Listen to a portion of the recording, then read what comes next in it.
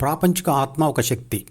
జ్ఞానేంద్రియాల ద్వారా డి అంటే జ్ఞాపకాల పుస్తకంలోకి చేరే ప్రపంచ సమాచారం కూడా శక్తి భాషలోనే ఉంటుంది. జ్ఞానేంద్రియాలు పనిచేయక డిలోకి సమాచారం రాకున్నా మరియు డిలోని జ్ఞాపకాలు ప్రమాదంలో దెబ్బతిని కోమాలో ఉన్నా మరియు డి మత్తుమందుల ప్రభావంలో ఉన్న ఏబిసి అంటే ప్రాపంచిక ఆత్మ డిని చదవలేదు. గాఢ నిద్రలో మరియు ధ్యానంలో అన్నిటినీ వదిలి ఒంటరిగా ఉన్న ఆత్మశక్తి కూడా డిని చదవలేదు.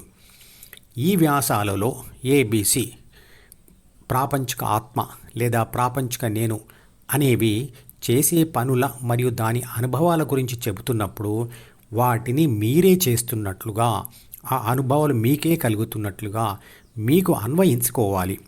అది మీకు మీరే చెప్పుకున్నట్లుగా ఉండాలి. అప్పుడే ఈ వ్యాసాల సంపూర్ణ స్వభావం మీకు తెలుస్తుంది.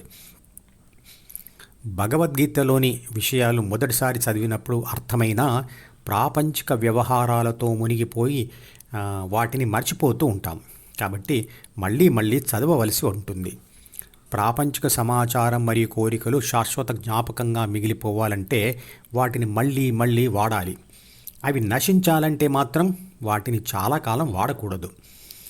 డిలోని బాధించే ఒక జ్ఞాపకమును ఏబిసి వదులుకోవాలంటే దానిని చాలా కాలం వాడకూడదు. ఇదొక ధ్యాన సూత్రం. డిలోని బాధించే ఒక జ్ఞాపకమును మాత్రమే మర్చిపోవాలంటే 2 ప్రాపంచిక పద్ధతులు ఉన్నాయి. ఒకటి, డిలోని సంతోషకరమైన గత జ్ఞాపకాల మీద ధ్యాస పెట్టడం, లేదా డిలోకి వస్తున్న ప్రస్తుత సమాచారం మీద ధ్యాస పెట్టి ప్రపంచాన్ని అనుభవించడం. ప్రాపంచిక పద్ధతులైన మద్యపానం, పేకాట, టీవీ చూడడం, పేపర్ చదవడం, పనులు చేయడం లాంటివి, మాట్లాడడం లాంటివి తాత్కాలికమైన శాంతిని ఇస్తాయి. దీన్ని పూర్తిగా వదిలివేయాలంటే ఆధ్యాత్మిక పద్ధతి ఉపయోగించాలి.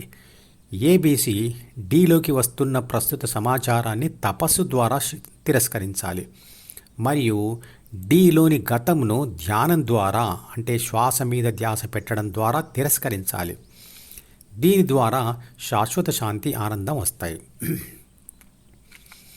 ఏబిసికి ఆలోచన అంటే గతం ఉంటే ప్రస్తుత అనుభవం ఉండదు, ప్రస్తుత అనుభవం ఉంటే గత ఆలోచన ఉండదు.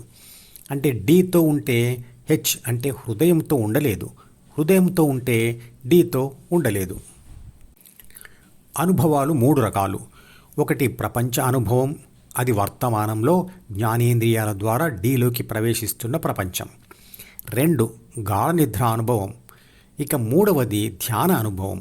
ఏ అనుభవంలో ఉన్న మనిషి ప్రస్తుతంలోనే అంటే వర్తమానంలోనే ఉంటాడు. అంటే ఏబిసి ఆలోచించాలంటే డి యొక్క గతం కావాలి. గతం ఉంటే దానితో భవిష్యత్తు కూడా సృష్టించబడుతుంది. కానీ అనుభవించాలంటే మాత్రం ఏబిసి డి యొక్క గతంతో ఉండొద్దు. ఉదాహరణకు శత్రువు యొక్క గతం మర్చిపోతే అతనిని చూసినప్పుడు మీకు ఎలాంటి భావం కలగదు.